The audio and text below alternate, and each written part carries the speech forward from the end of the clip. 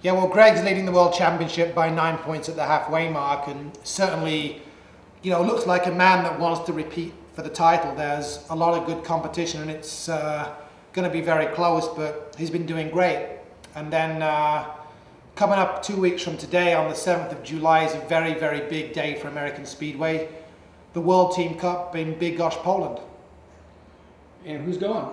Well, there's a 5-man American squad, which is Greg Hancock, Billy Hamill, Ricky Wells, Ryan Fisher, and Kenny Ingles. 4 of those guys get to race, and we're up against Poland, who is the current world champions, Denmark, who are very strong and very deep, Russia, we have some good riders at that level, and USA. And there's 4 teams in the event.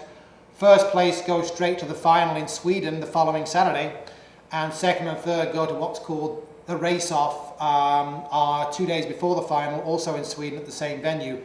So we really have to not be last to stay in the competition, and it might sound easy.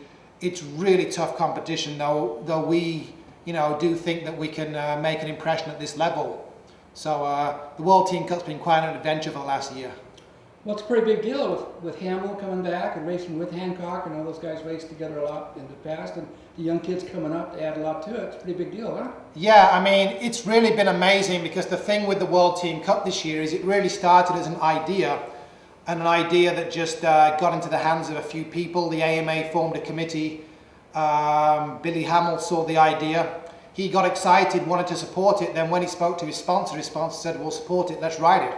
So then that got Greg excited, which in turn got the young riders excited, because some of the younger riders weren't around in the days when USA ruled the World Team Cup, and it was a huge deal. It was a huge, huge big deal.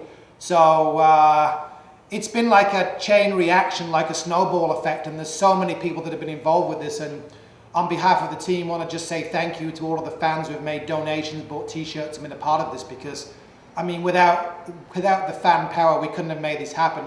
Most countries get government support for this. We have fan power, and so there should be a lot of proud people that help this on the 7th of July.